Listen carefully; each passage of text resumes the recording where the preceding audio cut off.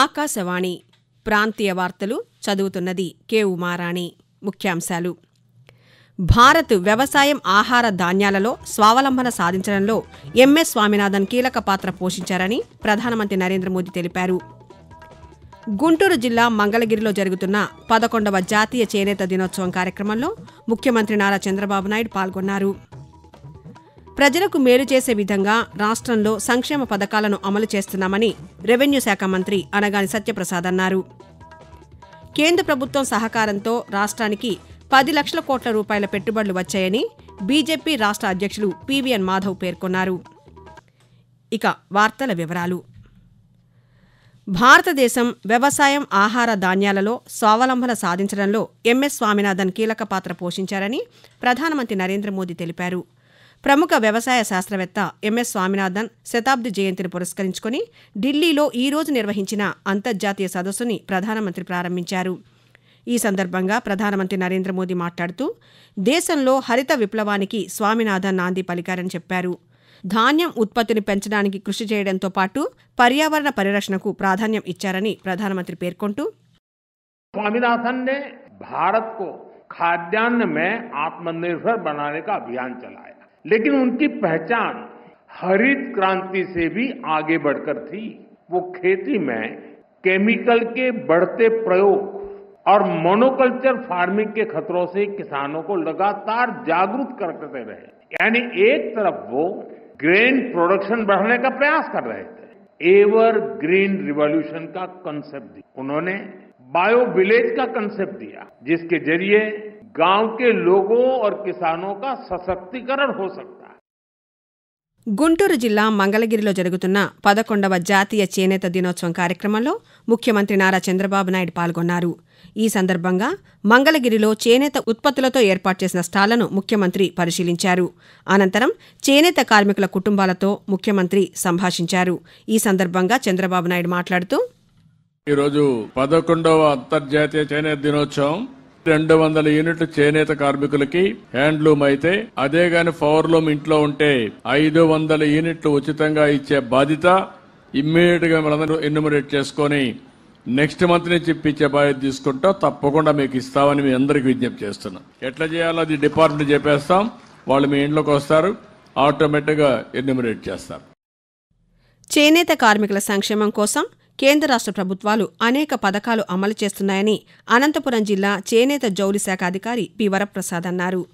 జాతీయ చేనేత దినోత్సవ సందర్భంగా చేనేత జౌళి శాఖ ఆధ్వర్యంలో అనంతపురంలో ఈరోజు అవగాహన ర్యాలీ నిర్వహించారు. ఈ సందర్భంగా ఆయన మాట్లాడుతూ చేనేత కార్మికులు సహకార సంఘాల ద్వారా తమ వ్యాపారాన్ని వృద్ధి చేసుకోవాలని సూచించారు. చేనేత కార్మికుల నైపుణ్యాలను భావితరాలకు అందించేలా వారికి ఆర్థిక చేయూతనివ్వాలని శ్రీ పొట్టి శ్రీరాములు నెల్లూరు జిల్లా జాయింట్ కలెక్టర్ కె కార్తీక్ అన్నారు. జాతీయ చేనేత దినోత్సవం సందర్భంగా నెల్లూరు నగరంలో నిర్వహించిన ర్యాలీని ఆయన ఈరోజు ప్రారంభించారు. ఈ సందర్భంగా జాయింట్ కలెక్టర్ మాట్లాడుతూ చేనేత కార్మికులు ఎంతో నైపుణ్యంతో వస్త్రాలను తయారు చేస్తున్నారని, వాటిని అందరూ కొనుగోలు చేయాలని కోరారు. వాతావరణ పరిస్థితులకు చేనేత వస్త్రాలు ఎంతో ఉపయోగకరంగా ఉంటాయని తెలిపారు. ప్రజల్లో దేశభక్తిని పెంపొందించే లక్ష్యంతో రాష్ట్ర ప్రభుత్వం హర్ ఘర్ తిరంగా ప్రత్యేక కార్యక్రమాలను నిర్వహిస్తోందని ఏలూరు జిల్లా పరిషత్ చైర్పర్సన్ గంట పద్మశ్రీ ప్రసాద్ తెలిపారు. హర్ ఘర్ తిరంగా కార్యక్రమంలో భాగంగా ఏలూరులో నిన్న ర్యాలీని నిర్వహించారు. ఈ ర్యాలీలో ఆమె పాల్గొని మాట్లాడుతూ త్రివర్ణ పతాకంపై అవగాహన కల్పించేలా రంగోలీ, తిరంగా రాఖీ తయారీ వంటి పోటీలు నిర్వహిస్తున్నామని పేర్కొన్నారు. దేశ సమైక్యతను తెలిపే ఈ ఉత్సవంలో ప్రతి ఒక్కరూ ఉత్సాహంగా పాలుపంచుకోవాలని కోరారు. ఆకాశవాణి ప్రాంతీయ వార్తలు వింటున్నారు.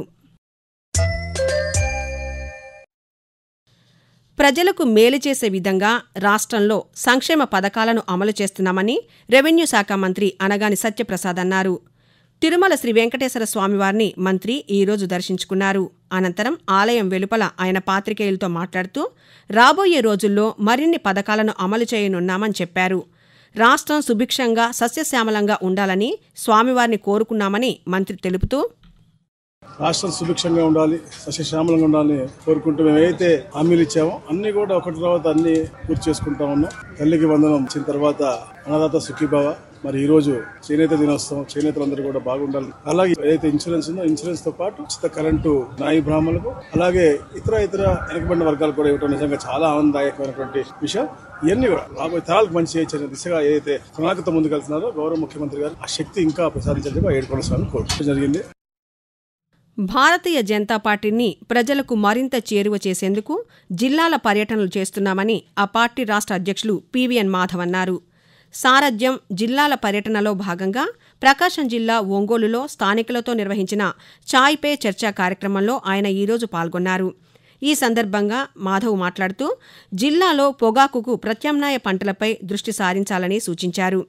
కేంద్ర ప్రభుత్వం సహకారంతో ఈ ఏడాదిలో రాష్ట్రానికి 10 లక్షల కోట్ల రూపాయలు పెట్టుబడులు వచ్చాయని, వీటి ద్వారా సంపద సృష్టి జరగబోతుందని మాధవ్ పేర్కొన్నారు. విశాఖపట్నంలోని ఆంధ్ర క్రికెట్ అసోసియేషన్ విశాఖపట్నం జిల్లా క్రికెట్ అసోసియేషన్ క్రికెట్ మైదానంలో ఆంధ్ర ప్రీమియర్ లీగ్ ఏపీఎల్ 4వ ఎడిషన్ను రేపు ప్రారంభిస్తామని ఏపీఎల్ చైర్మన్ సుజయకృష్ణ రంగారావు తెలిపారు. ఈరోజు విశాఖపట్నంలో ఆయన పాత్రికేయులతో మాట్లాడుతూ ఏపీఎల్లో 7 జట్లు పోటీ పడతాయని, ఈ మ్యాచ్లకు ప్రవేశం ఉచితమని తెలిపారు. ప్రారంభోత్సవ కార్యక్రమానికి కేంద్ర పౌర విమానయాన శాఖ మంత్రి కె రామ్మోహన్ నాయుడు ముఖ్య అతిథిగా పాల్గొంటారని చెప్పారు.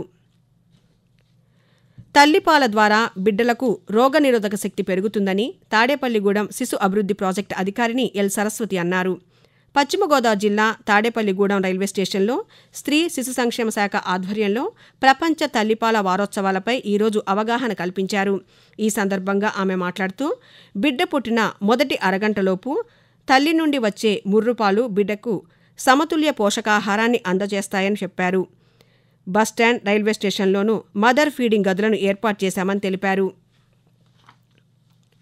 విశాఖపట్నంలో నవంబర్ 14, 15 తేదీల్లో నిర్వహించనున్న భారత పరిశ్రమల సమైక్య CII 30వ భాగస్వామ్య సదస్సు విజయవంతమవడానికి అవసరమైన అన్ని చర్యలు తీసుకోవాలని విద్యాశాఖ మంత్రి నారా లోకేష్ అధికారులను ఆదేశించారు.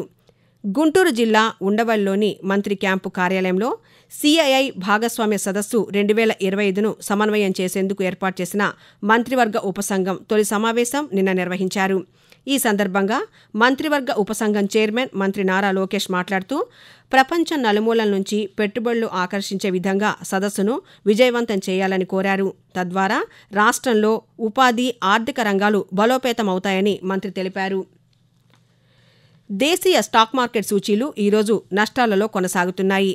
మధ్యాహ్నం 1 గంట సమయానికి సెన్సెక్స్ 421 పాయింట్ల నష్టంతో 80,118 వద్ద ట్రేడవుతుండగా నిఫ్టీ 139 పాయింట్ల నష్టంతో 24,435 వద్ద ట్రేడవుతోంది. వాతావరణం. ఉత్తర తమిళనాడు తీరం, రాయలసీమ పరిసర ప్రాంతాల్లో ఉపరితల ఆవర్తనం కొనసాగుతోందని అమరావతి వాతావరణ కేంద్రం తెలిపింది.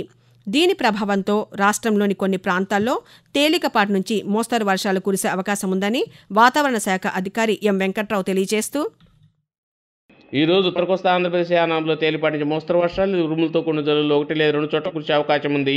ఇక దక్షిణ కోస్తా ఆంధ్రప్రదేశ్లో ఈ రోజు తేలిపాటి నుంచి మోస్తరు వర్షాలు లేదా ఉరుములతో కూడిన జల్లులు కొన్ని చోట్ల కురిసే అవకాశం ఉంది.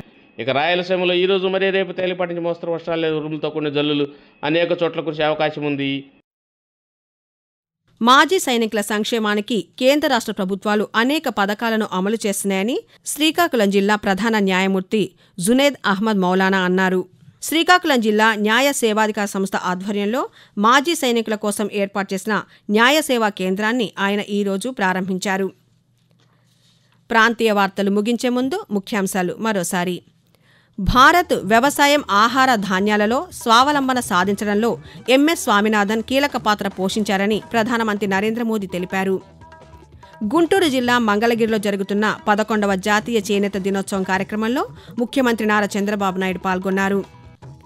ప్రజలకు మేలు చేసే విధంగా రాష్ట్రంలో సంక్షేమ పథకాలను అమలు చేస్తున్నామని రెవెన్యూ శాఖ మంత్రి అనగాని సత్యప్రసాద్ అన్నారు.